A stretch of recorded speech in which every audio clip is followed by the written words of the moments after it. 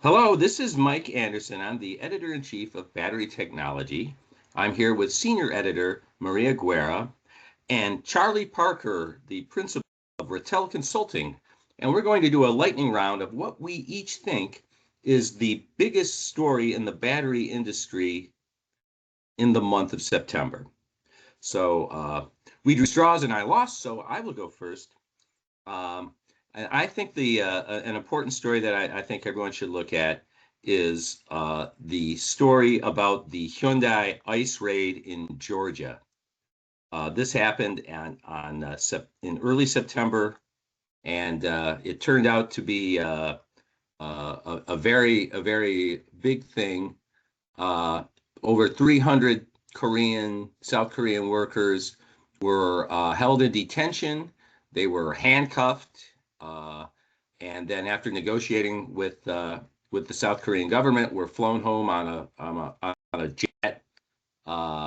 And the news has been coming out that there has been more and more people that were in this roundup that were feel like they weren't treated well.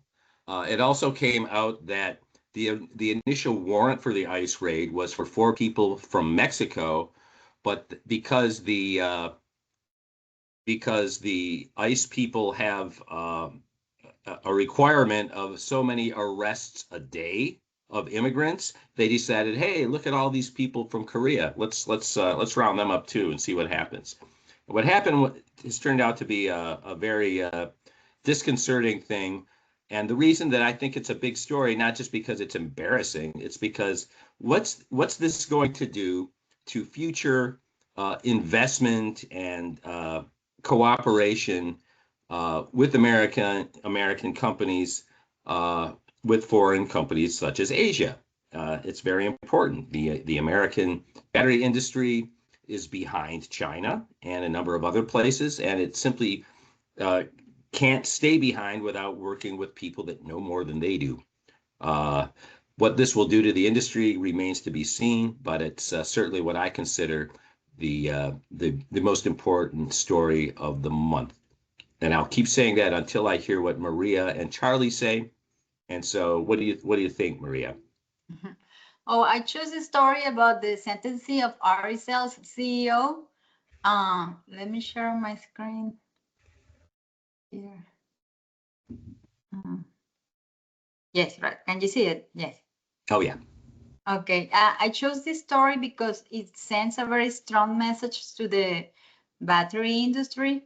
Ratel's CEO was sentenced to 15 years in prison for the deadly fire at the lithium-ion battery plant in Korea. We covered this news about the fire more than a year ago in June 2024. 35,000 battery cells exploded, and sadly, more than 20 people died. I think the sentencing sends a very strong message. The first point is that disregard of safety has criminal consequences. Safety cannot be second to innovation. I also believe that there must be a balance, and I think that's the third message they're sending. There must be a balance between innovation, speed to market, and safety. Very and that's good. it for me. Excellent. Yeah. You know, in that story, it really struck me that they're playing hardball in South Korea. The question is, will European countries and North American countries play equally tough going forward? That remains to be seen. So, but Yes. yeah, that's a big stuff. Okay, Charlie, what do you have? I have the BYD exit from Berkshire Hathaway and ending a 17-year relationship. So this might take a few more minutes to cover, but I'll go ahead and get started. Take all the time you need. Yes. Okay. All right. So Berkshire Hathaway has now completely exited its BYD position, ending a 17-year investment, first made in 2008. The confirmation came this week when Berkshire's energy unit disclosed the value of its BYD stake has gone to zero. Hong Kong shares fell roughly 3% on the news.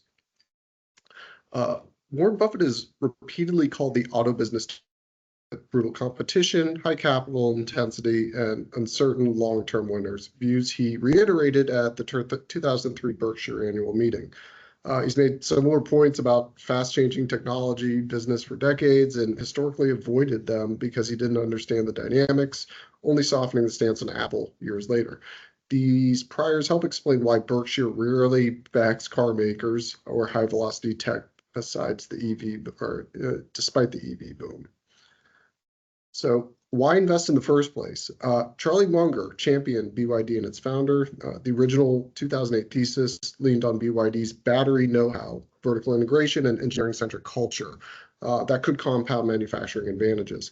Berkshire wasn't making a generic auto or tech bet. It was backing a specific operator and a cost curve story Munger believed was exceptional. So what's the scorecard? The original investment was about $230 million in 2008. BYD scaled, and stake peaked at around $9 billion in mid-2022. That's when the sell down began. This puts outside estimates at a 20 to 30 times cost of capital. This is multi-billion-dollar profits on a relatively small check for Berkshire. So what's been the impact since this? BYD's shares slipped a little on Monday. They have made somewhat of a comeback, but the overall narrative has shifted a little bit. Slowing growth, China EV market price war, the normal headlines start funneling back in to kind of support this narrative. So what's the impact more looking long term? The halo's gone a little bit with Berkshire, although it was very much amicable. They both thanked each other. Berkshire's journey checks every box of their investment thesis: buy a grid operator, low price, let compounding scaling do its thing, and the result for them is a multi-bagger. So now it's up to BYD to continue their own success story. So, and that's it. That's the story. It's quite a success story. BYD overtook Tesla as the largest EV maker in the world in the past year or so. So it's interesting. So it's easy to understand that Berkshire Hathaway kind of got what it came for, right? At the end of the day, at the end of the day, they're there to make money. But why stop now is I guess a little muddier. It depends on who you talk to. That's it. I think they're without Munger there, they're reverting back to doing what they do best. They're probably more investment in insurance companies and retail consumer brands that they know well. So excellent. Okay, well those are three big stories of September. We will be back at the end of October to see what happened that month, also the month of the North American Battery Show, where we will all be in attendance, and I hope everybody watching this will be in attendance as well.